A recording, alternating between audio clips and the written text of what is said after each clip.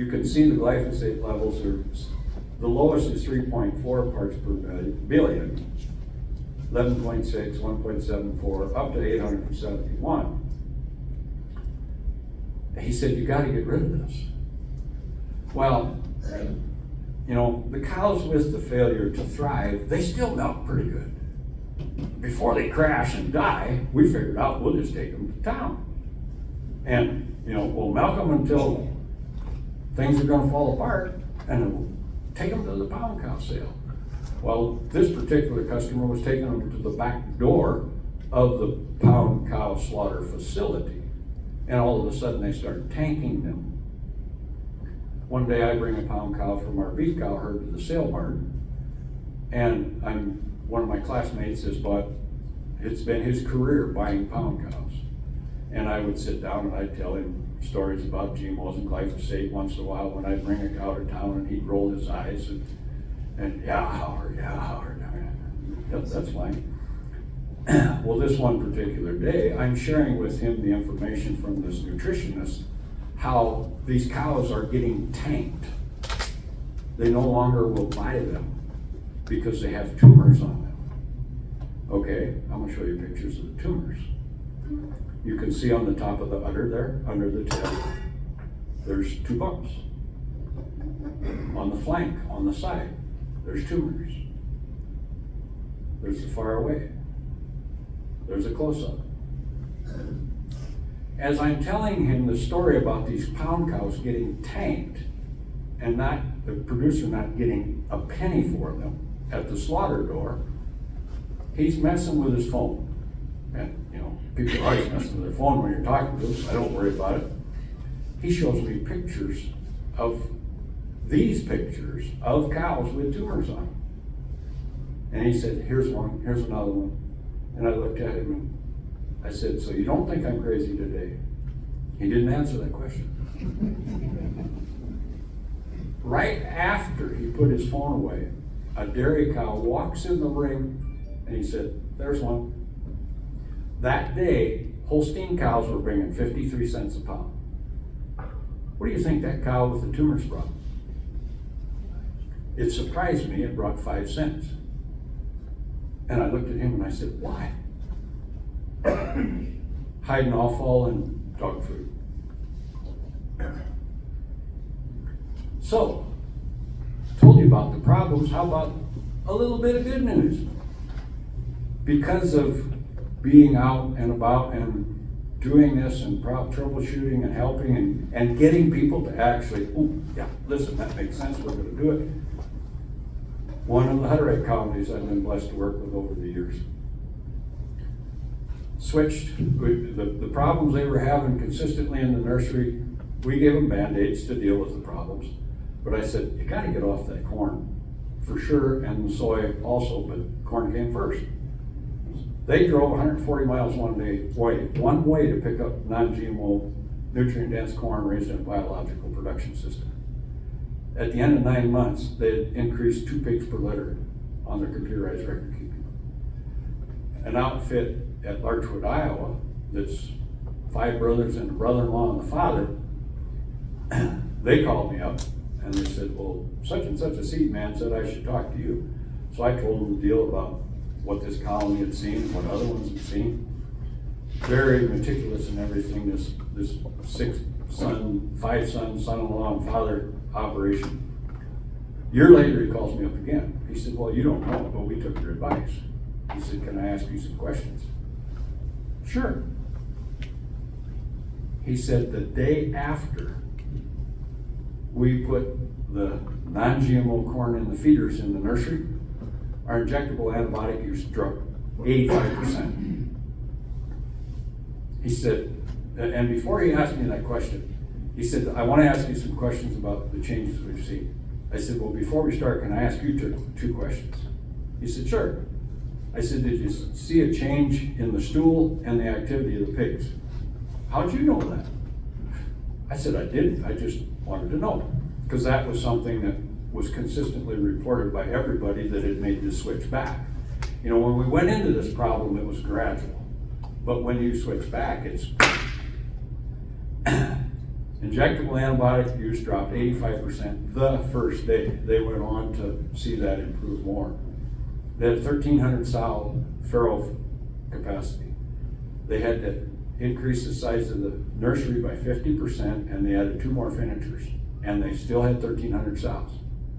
So do you think their production went up? Where's the rest of it? Well, stroll. It's everywhere. Dr. Huber mentioned this one. When this one hit home in Germany, my friend in Australia called me up and he said, now they've gone too far. He said, they can cause cancer, they can cause liver disease, they can do all these other things, but when they poison our beer and we can't drown our solids, they've absolutely gone too far. In the wine, even organic wine. Well, why is it in the organic wine they don't use it there? Well, maybe it comes from the rain, maybe it comes from the irrigation water. All of the irrigation water in the state of Florida is contaminated with glyphosate. And they irrigate that water on the organic fields like they do the non-organic fields.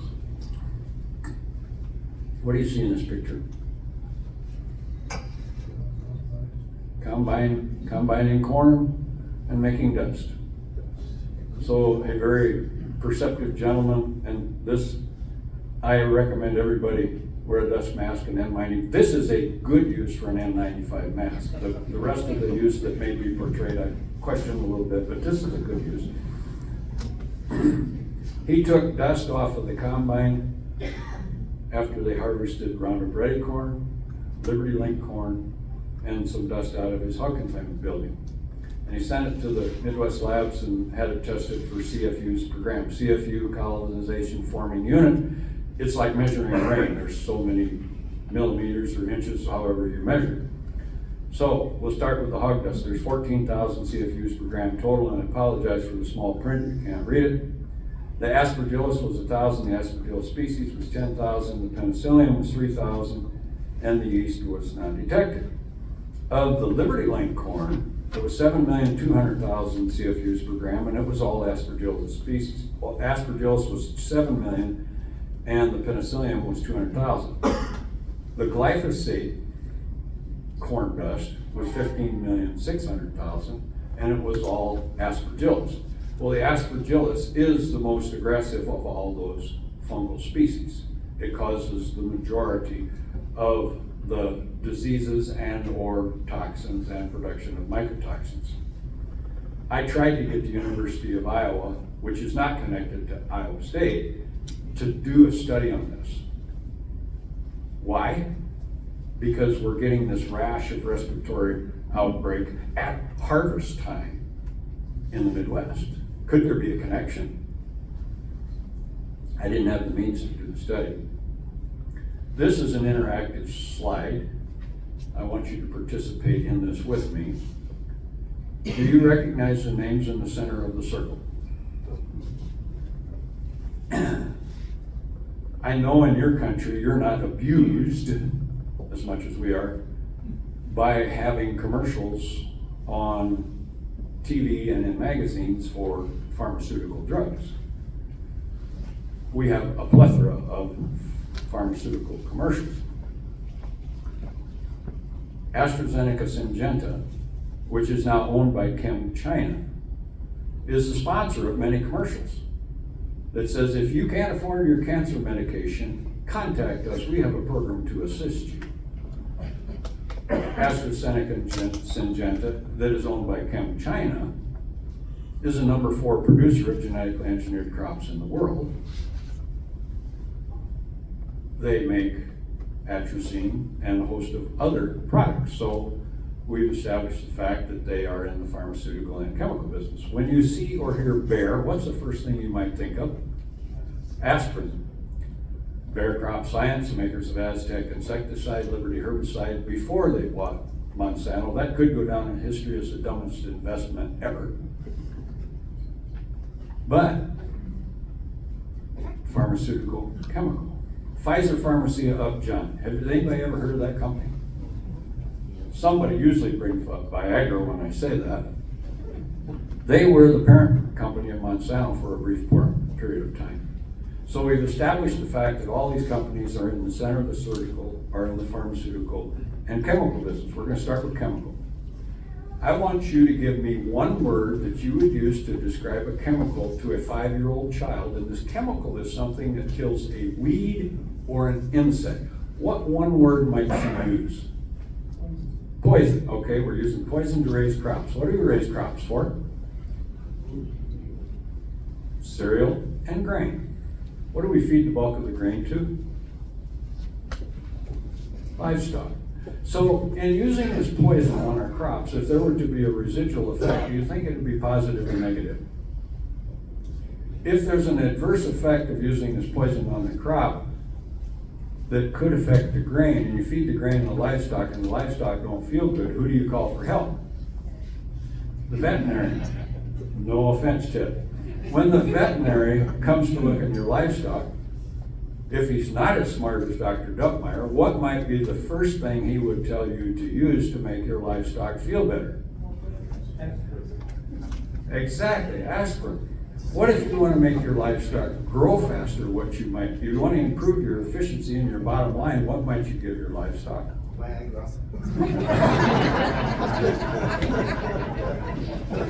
Hormones. What do we feed livestock for?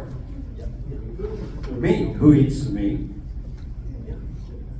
So, if there's an adverse effect of using this poison, it could be in the grain, it could affect the livestock, is there a possibility it affects the meat? If the people eat the meat and they don't feel good, where do they go for help? After you go to the doctor, where might he send you with a piece of paper with his autograph on it? Does this present a positive cash flow for the company in the center of the circle?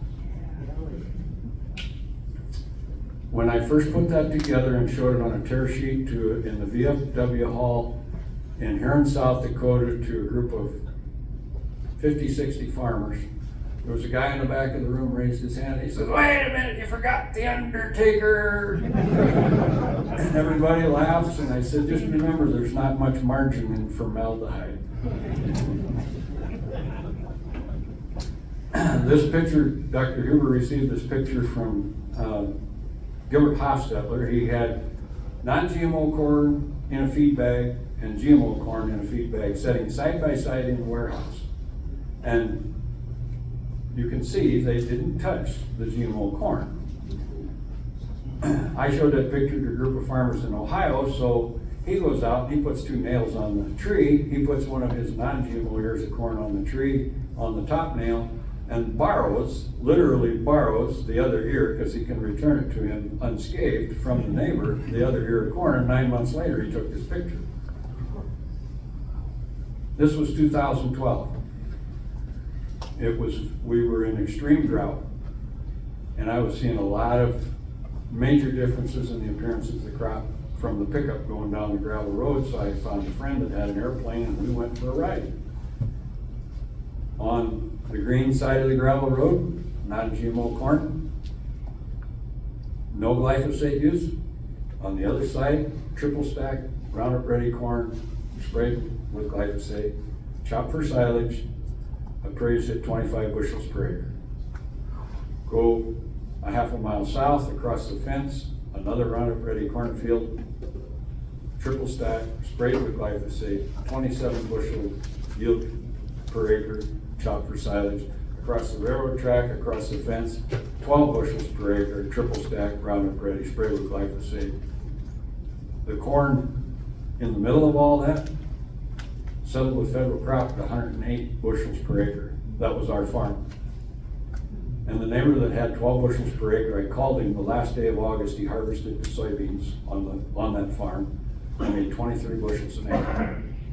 He said, yeah, the landlord said, the guy he bought it from, he said, never seen that the harvest was done by the last day of August, because they chopped the corn for silage and they combined the beans. And he says to me, why is your corn still green? And I'm like, I've tried to talk to this gentleman numerous times to share information and didn't seem to soak in. So I said, isn't it supposed to be green this time of year? If you want to take a deep dive into any of this, I highly recommend this book. It's based on science, but it's readable to the layperson. in 2011, Dr. Huber gave me the first copy of this book that I have, and I've probably given away close to 50 copies since then, entitled Our Stolen Future. We were in Canada for a magnesium seminar, and Dr. Huber just returned from England for a 4-month speaking tour, and Ian Pantana gave it to him, and I read the first 4 chapters on the plane ride home from Canada. I'm sitting in my office in Northwest Iowa, and Dr. Huber's driving home from the airport of Boise to his home, and I called him up and I says, if I interpret this book right, someday we're going to make the statement that glyphosate makes DDT look like mouthwash. And he said, I can't disagree with that statement. This book doesn't talk about glyphosate. It talks about endocrine disrupting chemicals and or hormones. It has stilbestrol, DDT, and also DDE, PCBs, and dioxin. Well, guess what? Every synthetic chemical has the ability to cause endocrine disruption. And in this book, the stilbestrol, and for the old timers that used to work for veterinaries, or this veterinary probably remembers how it was used in livestock animal health, it was also prescribed to women for morning sickness. In this book, it talks about the effect it had to the baby in the womb, and the baby of the baby in the womb, and the baby of the baby of the baby in the womb. So the granddaughter of the child in the womb was likely to have female cancer. I know a stilbestrol baby. She's older than I am. Her life has been miserable from a health standpoint, and she has done literally everything she can to supplement herself and give herself nutrition. She's avoided dying by the natural method. She stayed away from conventional treatments of medicine for the most part.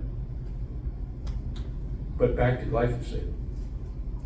There was a study done at Washington State University where they injected glyphosate into pregnant rats.